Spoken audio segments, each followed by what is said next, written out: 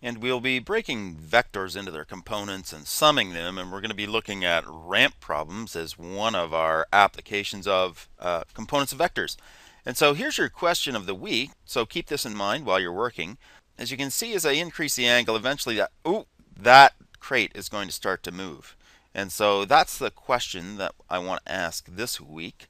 And I'm going to ask you to create your own question. So make up a static coefficient of friction and a mass for an object on a ramp. So much like this gentleman with the crate there. So make up your own coefficient of static friction and mass. And what I want you to do is answer the question: for what angle, what theta, does the object start to move? And after you answer that, I want you to answer the following question. What happens to theta as the mass gets bigger? And so as I increase my mass on this ramp, and I can actually do that. So for example, with a refrigerator, what's going to happen when I increase the mass? What happens to the critical angle? Now I want you to use the grasp format when you're answering your own question. And so identify what things are given. Obviously, you're going to be giving the information. However, identify them in the classical grasp. Say what's required, theta. Analyze the situation. So, what do you need to do to solve this problem? And then give me a solution, and then paraphrase it at the end.